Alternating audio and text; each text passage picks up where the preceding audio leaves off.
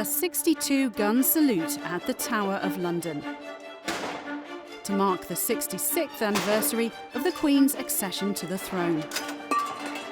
The Honourable Artillery Company has been firing gun salutes for nearly a century. They're important ceremonial occasions, marking state and royal anniversaries. For this salute, there are 3 guns, one firing every 10 seconds, and every detail must be perfect to make sure the Army puts on a good show for the Queen and the public. Hours of rehearsals and drills have led up to this moment. So how is it done? We're going behind the scenes to reveal the crucial 24 hours of preparation before a 62-gun salute.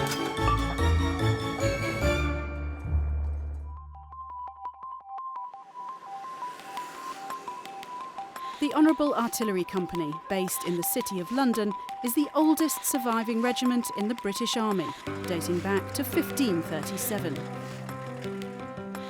These days, it's the second most senior regiment in the Army Reserve, drawing its members from the busy offices of the capital. It's combined with a troop of regulars, M Troop, stationed permanently at Finsbury Barracks. About 5 degrees colder. Tonight, members of the company have left work early because they're on their way to the Tower of London for a rehearsal. Everything is best done if it's properly practiced and everyone knows the drills. So we're just simply going down to the tower with the special escort group tonight to go through in slow time, full rehearsal of the gun salute, probably 2 or 3 times over, to make sure that everybody's familiar with exactly what needs to happen, where and when. Tomorrow at 1 o'clock, they'll fire a 62-gun salute from Tower Wharf, as one of a series of gun salutes taking place across the country to mark the anniversary of the Queen's accession. About half the people doing the salute tomorrow have never done a salute before. Certainly the regulars will never have done a salute at the Tower. The HAC reservists, probably many of them will have done many salutes. So it's a composite regular and reserve working together, making sure we can all work as one team, one cohesive unit. The distance from Armoury House to the Tower is just over 2 miles, but getting there on time in London traffic is far from easy, so a little help from the police is needed. I'll give you the mark. Oh, no, not yet, not yet. Keep going, keep going. Now! Oh, that's great. Wheels, right on the wheels. Setting up the guns is a strictly controlled procedure, from their exact placing in their firing positions to the angle of the barrel. Each member must perform their tasks quickly and correctly in a finely tuned routine that takes practice and concentration, all under the eagle eye of the regimental gunnery instructor. Right, the guns aren't 100% centering on one. Yeah, let's pull it across. So you can see an even gap there. Yeah, on that. Go on, let's get it pushed forward, let's get the wheels on the block. Take the handbrake off, let's get on the block. That one ready. When you lower the gun, keep the forward pressure on the wheel, otherwise the gun will not be on the block.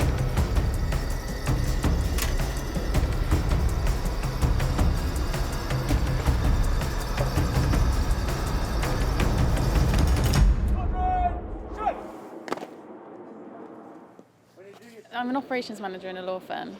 My company's quite supportive of me leaving at short notice, or doing things like this in the middle of the week. Just back.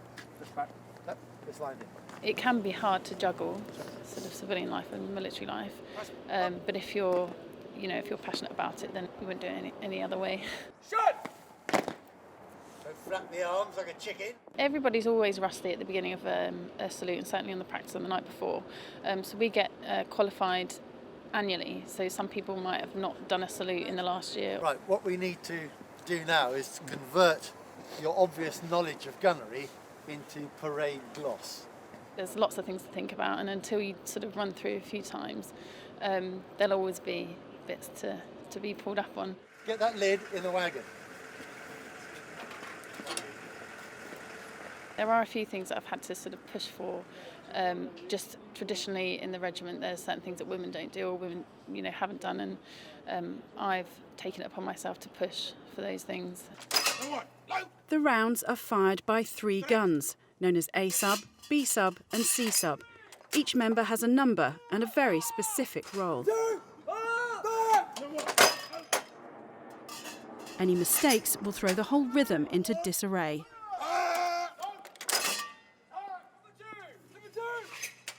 So how does it work? We asked Staff Sergeant James Hayward-Smith to show us how the gun is fired. These are the guns that we fire down at the tower.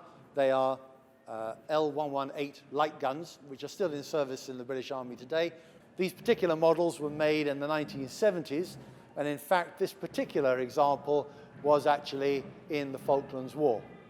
It's now been adapted for saluting purposes only, so it cannot be fired in a war role anymore. I'm standing by the breech. This is where the cartridge is loaded. This particular gun has a detachment of 5 personnel. Correct. It has a number 1 that stands to the rear of the gun. He is command and control. Number 1. Fire! You have a number 2 that stands where I'm standing. He is responsible for operation of the breech. A number 3 who sits in this seat and he fires the gun. A number 4 who stands here and he is the loader. He loads the actual charge. The number 5 who stands outside the trails is responsible for the passage and care of the ammunition to be fired.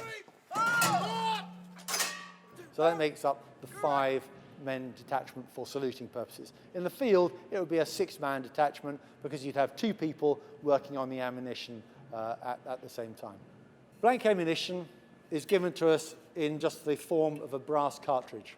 This particular example is just one that we use for rehearsals, but it looks very similar to this. Inside, there would be a gunpowder charge. We fire a 6-ounce blank charge down at the tower, and we are limited to only firing 6 ounces because if we fired any more than that, we would have to issue the crowd with ear defenders. The cartridge is inserted into the breech, a clenched fist is behind it, and it's rammed into the breech. When the LBM jumps, as you notice there, the number 2 grabs the LBM, standing for lever breech mechanism, and closes the breech. Once that is closed, the number 3 who sits in this seat puts his hand onto the trunnion extension up here. His hand in that position indicates to the number 1 that he knows he's in a position ready to fire the cartridge.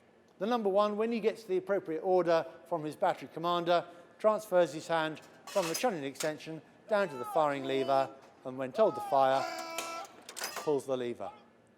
The gun goes bang, and the number 2 ejects the empty cartridge. Just like that. Depress. Steady. Steady. Loop. One of the important things is getting timing right. And we can see here that the instructor there is telling the number 1s to get their hands up. And whenever an instruction comes through, it comes through from the battery captain or the battery commander at the back. Attachment. There's a ripple effect there. Sometimes you see this ripple effect going 1, 2, 3, but at other times they have to do it all together, and it's a practice art of getting everything to move together. Yeah, it's a cartridge only unloaded, in other words, it's a live one. Correct. All right, you've just killed all your muckers. All right? End of mission! Cease firing! Hook in! Number 1. Cartridge only. What's happened here is that we've reached the end of the salute, and we always have to have all guns ready just in case there's a misfire and one has to fire at the last second. But if everything's gone absolutely fine, then 2 of the guns will have to unload an unfired cartridge. Reports! Guns empty! Empty!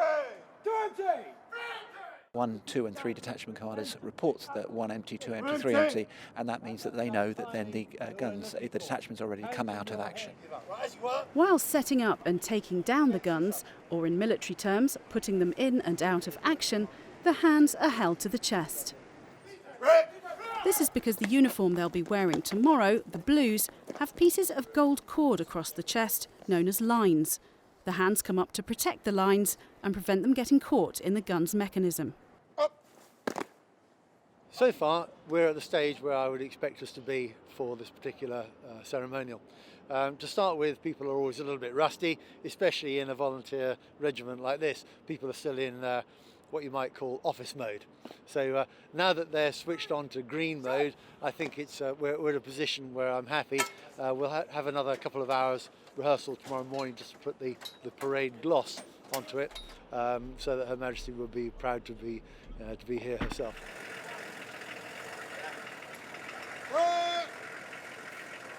Lift. Aside from the fact that it was a bit chilly, I think it went well. It is a big event. It's not an event that we do every day.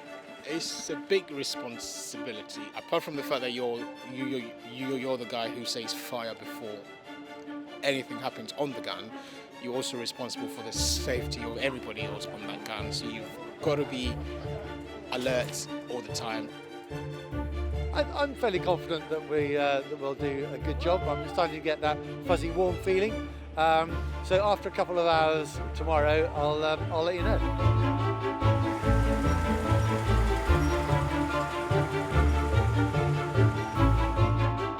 Coming up, why drilling back to back helps the number ones respond correctly to commands. And what do you do when you pull the trigger and nothing happens? How to deal with a misfire when you've only seconds to fix the problem.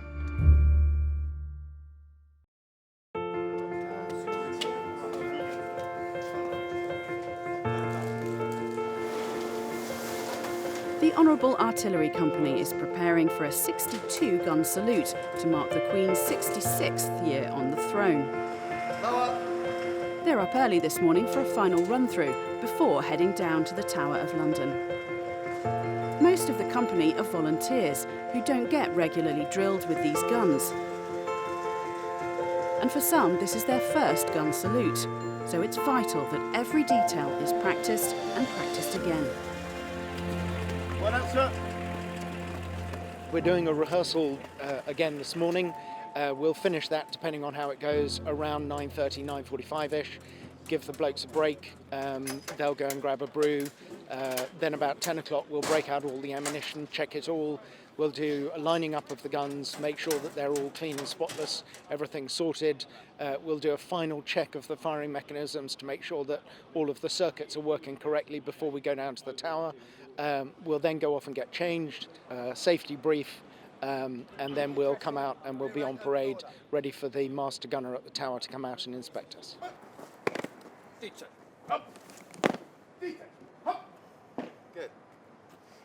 What we're seeing here is really important that the number ones act in unison, and if they can see each other, even out the corner of their eye, they'll be tending to look for each other for a cue. So what the Battery Sergeant Major here is doing is making sure they're not looking at each other as they indicate that they've heard his command by putting their hands up. And then the point about leaning down is that's the report gun's empty when they actually come down to peer up the barrel from the back of the number one slot so they can actually see that it really is empty before reporting the fact that their gun is now clear.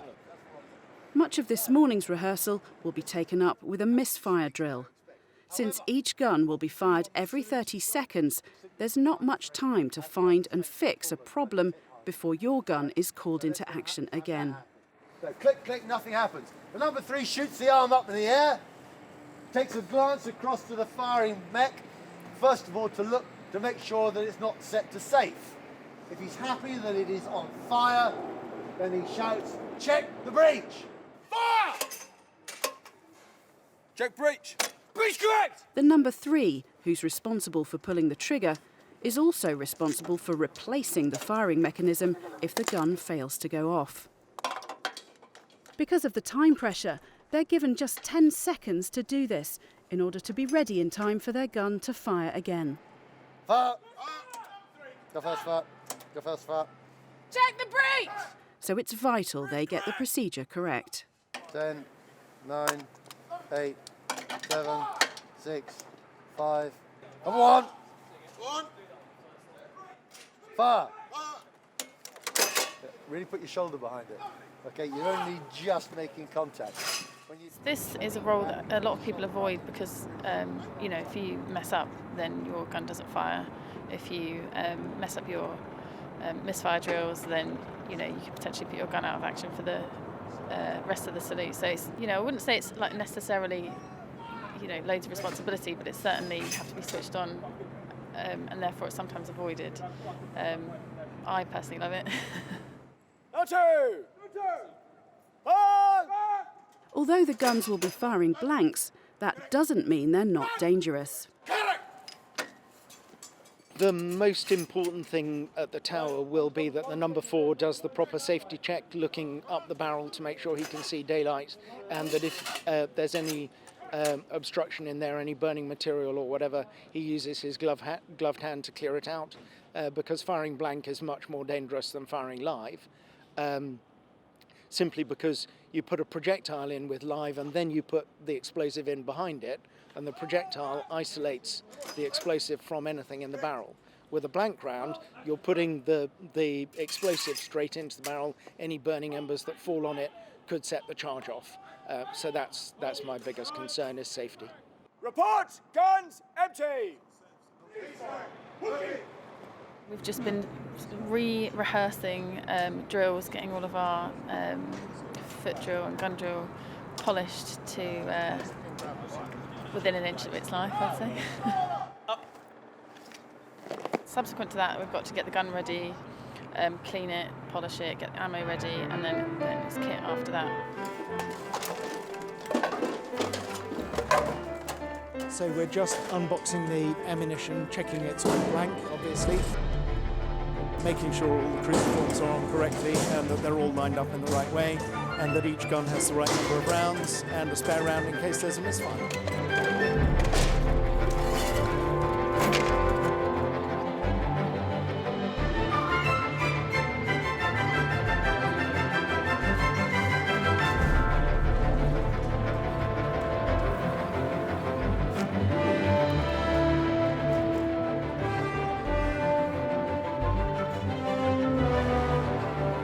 So this was attached to the cap, because obviously in the old days you'd be on horse, so it's just a matter of sort of trying to keep everything in place.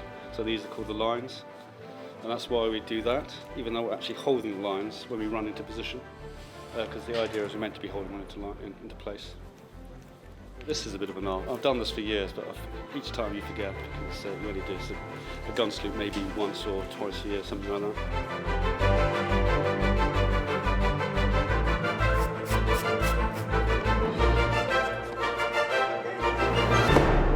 The uniforms are perfect, the drills are complete, the guns have been cleaned and the ammunition checked.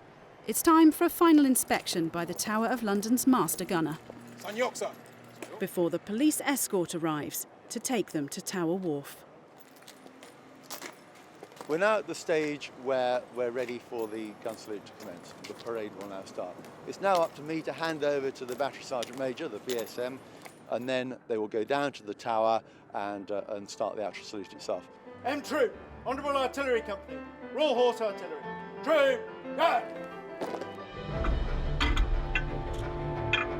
As a ceremonial, I really enjoy it because you are putting on a show. We take the guns through the city, from here at Armoury House, Finsbury Barracks, to the Tower of London, under police escort, so you feel quite important. Obviously all the traffic parts away, just if you were Her Majesty herself perhaps, going down to the tower. I guess I do get a bit anxious that kit gets done properly, you haven't missed anything or forgotten anything. You've got to be alert all the time. You carry a great responsibility on your shoulders. The nerves are jangling as the company arrives at the tower. It's time to find out if the hours of drilling and preparation have made them ready for a perfect performance in front of the waiting crowd.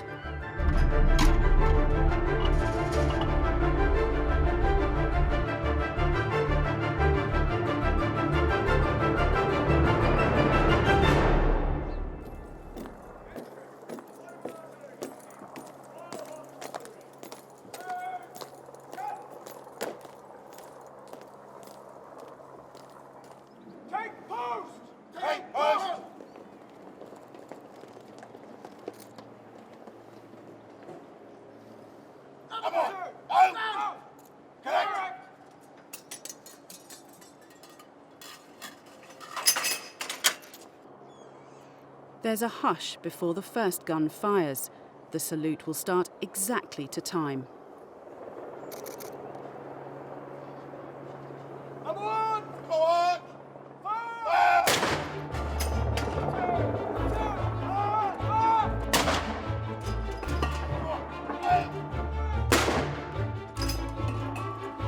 Each round is carefully timed and counted. It's total concentration from everyone.